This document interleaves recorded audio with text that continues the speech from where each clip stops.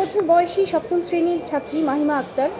সে তার বাবার খুনের যে আসামি তাদের দ্বারা ধর্ষণের শিকার হয়, অপহরণ ও ধর্ষণের শিকার হন এবং তাকে প্রায় ২০-২৫ দিন আটকে রেখে ধর্ষণ করা হয়। পরবর্তীতে তার মা তাকে খুঁজে না পেয়ে প্রথমে জিডি করেন এবং সে যখন এই ধর্ষকদের হাত থেকে পালিয়ে আসে তখন বিগত ১১ই জুন ২০২৩ তার মা নারায়ণগঞ্জে রূপগঞ্জ থানায় মামলা দায়ের করেন। মামলাটিতে পরবর্তীতে তদন্ত রিপোর্টে ৪ জন ধর্ষকের বিরুদ্ধে সত্যতা পেয়ে পুলিশ চার্জশিট দাখিল করে, যার পরিপ্রেক্ষিতে আদালত কগনিজেন্স অপরাধীদের বিরুদ্ধে অপরাধ আমলে গ্রহণ করে। অথচ ৩ জন অপরাধীর বিরুদ্ধে চার্জ গঠন হলেও একজন অপরাধী জনাব রফিকুল, তিনি নারায়ণগঞ্জ বারের একজন আইনজীবী, তিনি ঘটনাস্থলে ছিলেন না। এই ডিফেন্সে ওনাকে ধর্ষণের মামলা থেকে অব্যাহতি দেওয়া হয়। পরবর্তীতে এই ধর্ষিতার মা নাসিমা বেগম, তিনি একজন গার্মেন্টস কর্মী, তিনি সুপ্রিম কোর্ট লিগাল এইডে এসে সাহায্য চান এবং সুপ্রিম কোর্ট লিগাল এইড মামলাটি আমাকে রেফার করে। এই মামলা চলাকালীন অবস্থায় লজ্জায় অপমানে মেয়েটি আত্মহত্যা করে।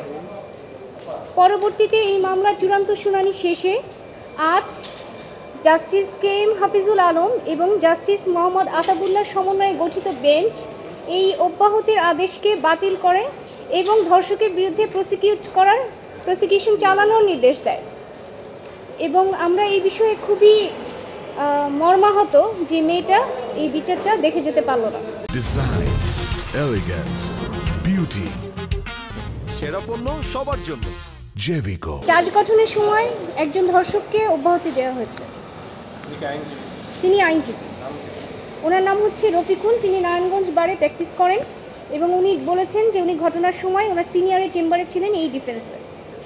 কোর্ট মূলত আমাদের হাম্বল সাবমিশন ছিল কোর্টের সামনে যে উনি আদৌ সেখানে ছিল কিনা সেটার কোনো প্রমাণ দেয়নি। শুধুমাত্র তার কথার উপর ভিত্তি করে একজন ধর্ষককে, অপহরণকারী এবং ধর্ষকের সহায়তাকারীকে যদি ছেড়ে দেওয়া ফলে মেয়েটি পরবর্তীতে সুইসাইড করেছে।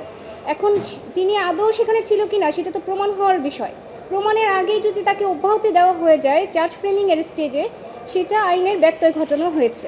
তার ডিফেন্স প্লি নেওয়ার কোনো সুযোগ নেই এই স্টেজে। অন্যান্য আসামি একজন তার আপন ভাই, যে এই মেয়েটার বাবার খুনের আসামি, এবং অন্য আরও 2 জন আছে সহায়তায়। মোট 4 জন আসামি দ্বারা মেয়েটি অপহরণ ও ধর্ষণের শিকার হয়। মূলত হচ্ছে মেয়ের বাবাকে মেরে ফেলার পরে আসামিরা তাদের উপর প্রেশার দিচ্ছিল যেন মামলাটি তুলে নেয়। মামলাটি তুলে না নেওয়ায় সেই ক্ষোভ থেকে, সেই প্রতিশোধ পরায়ণ হয়ে মেয়েটিকে অপহরণ করে এবং ধর্ষণ করে।